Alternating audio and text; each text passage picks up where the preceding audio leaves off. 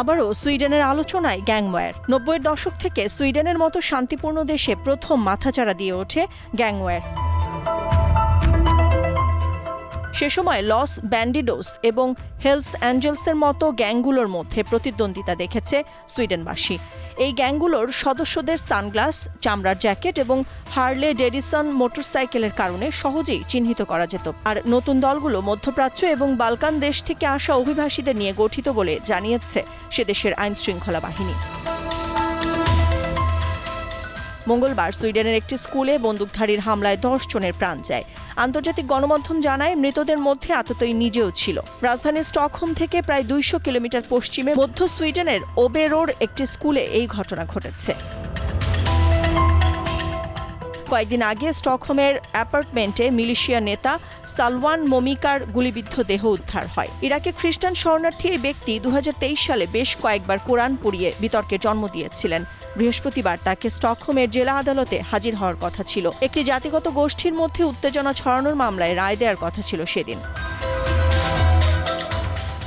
দেশটির গণমাধ্যমের তথ্য মতে সুইডেনের স্টকহোম, মালমো, গেথেনবুর্গের মতো শহরে গ্যাংওয়্যার জটিল আকার ধারণ করেছে। শপিং সেন্টারগুলোতে দিনের আলোতে গোলাগুলি চলছে। কিন্তু কিভাবে ইউরোপীয় দেশটি এমন সহিংস হয়ে উঠল? যদিও সুইডেনের এই পরিস্থিতি হঠাৎ নয়। বিভিন্ন গবেষণায় দেখা যায় ইউরোপের সবচেয়ে বড় গান ভায়োলেন্স হয়েছে সুইডেনেই। মাত্র ১ কোটি জনসংখ্যার দেশে ২০২৪ সালে স্রেফ ডিসেম্বরে গ্যাংওয়্যারের বলি ৪০ জন, শতাংশের বিচারে যা অত্যন্ত উদ্বেগজনক। তবে এরও আগে গত শতকের ৯-এর দশক থেকেই গ্যাংয়ের বাড়বাড়ন্ত শুরু হয়ে গিয়েছিল সুইডেনে, যা ক্রমশই ভয়াবহ আকার ধারণ করেছে।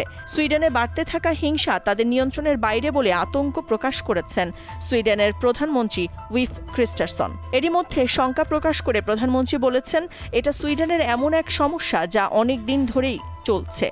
এই হিংসার উপর তারা এখনও নিয়ন্ত্রণ নিতে পারেননি।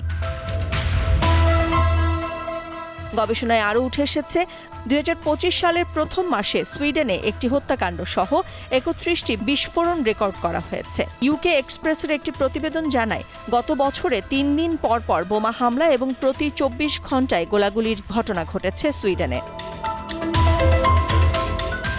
সহিংসতা মারাত্মক আকার ধারণ করেছে। অপরাধ জগৎ নিয়ে গবেষণা করা দেশটির একটি গবেষণা সংস্থা অভিবাসী গ্যাং সম্পর্কে একটি আকর্ষণীয় বিষয় তুলে ধরেছে।